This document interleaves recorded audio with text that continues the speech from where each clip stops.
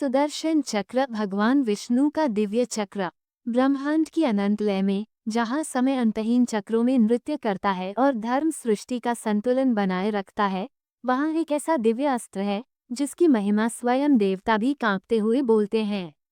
वो अस्त्र है सुदर्शन चक्र, एक प्रज्वलित चक्र जो भगवान विष्णु की दाहिनी तर्जनी पर विराजमान है।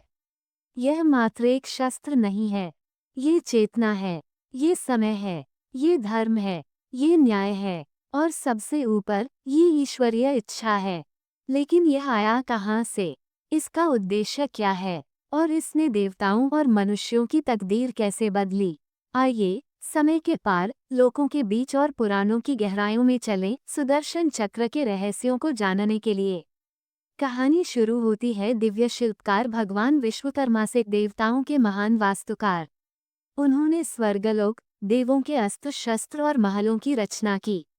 उनकी पुत्री संज्ञा का विवाह हुआ तेजस्वी सूर्यदेव से, लेकिन सूर्य की प्रचंडता इतनी तीव्र थी कि संज्ञा उसे सहन नहीं कर सकी।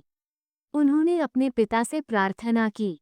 पिताजी, उन्होंने कहा, उनकी तेज रोशनी मेरी आत्मा को झुलसा देती है, कृपया मेरी सहायता करें। विश्वकर्मा ने पुत्री के प्रेम और चिंता में सूर्य से विनती की, हे सूर्यदेव, यदि आप अपनी तेजस्विता थोड़ी कम करें तो मैं उस अतिरिक्त ऊर्जा से ब्रह्मांड के लिए चमत्कारी वस्तुएं गढ़ूंगा।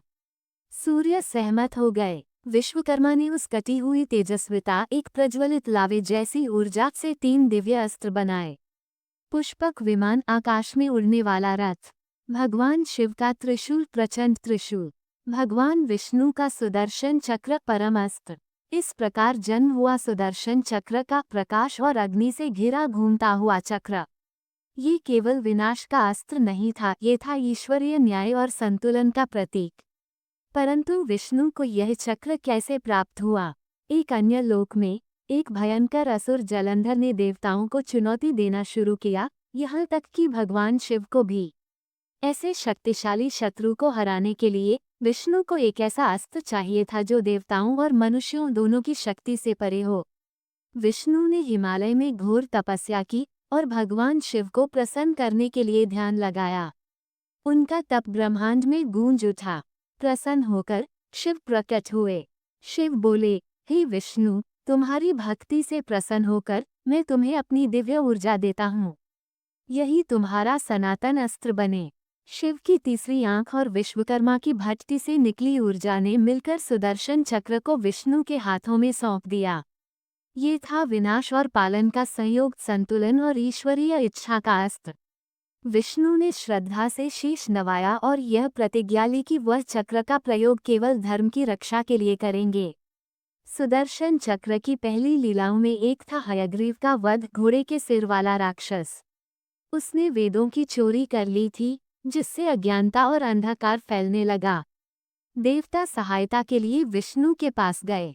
मत्स्य अवतार में विष्णु ने वेदों को पुनः प्राप्त किया, लेकिन अंत में सुदर्शन चक्र ने हयग्रीव का संहार किया। असुर की देह भस्म हो गई और चक्र विष्णु के हाथ में लौट आया, प्रज्वलित अग्नि के साथ। संतुलन बहाल हो गया, धर्म की विजय हुई। द्वापर युग में भगवान विष्णु ने श्री कृष्ण के रूप में अवतार लिया, सारथी, रणनीतिकार और प्रियतम। और सुदर्शन चक्र सदा उनके साथ था। ये केवल अस्त्र नहीं था, ये बना धर्म और न्याय का संरक्षक।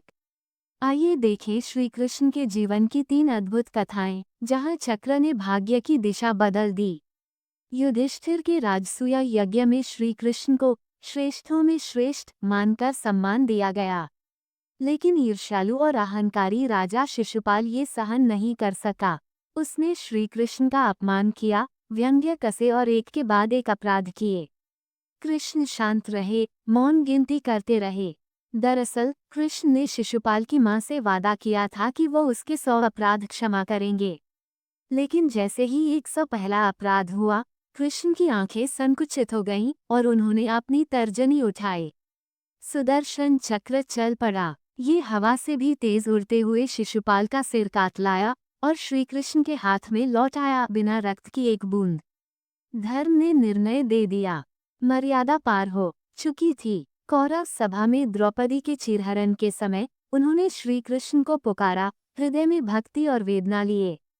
श्री कृष्ण दूर थे, परंतु उनकी पुकार ब्रह्मांड को चीर गई। कहा जाता है, सुदर्शन चक्र अदृश्य रूप में सभा में घूमने लगा, अधर्मियों को चेतावनी देता हुआ। दुशासन खींचता रहा, परंतु चीर कभी समाप्त नहीं हुआ। अनंत वस्त्र ने द्रौपदी की मर्यादा को ढांक लिया। यह चक्र ने हत्या नहीं की, उसने रक्षा की, चेतावनी दी और सम्मान की रक्षा की। कुरुक्षेत्र युद्ध में जब अर्जुन जयद्रथ के हाथों हारने वाले थे, श्री कृष्ण ने ऊपर देखा और कहा, सूर्य अदृश्य हो जाए। सुदर्शन चक्र आकाश में घूम गया और सूर्य को ढांक लिया, एक अस्थायी ग्रहण बना दिया। जयद्रथ बाहर निकला, सोचते हुए कि दिन समाप्त हो गया। उसी क्षण अर्जुन ने गांडीव से उसका वध कर दिया। जब चक्र लौटा, सूर्य पुनः प्रकट हुआ और नियति पूर्ण हुई।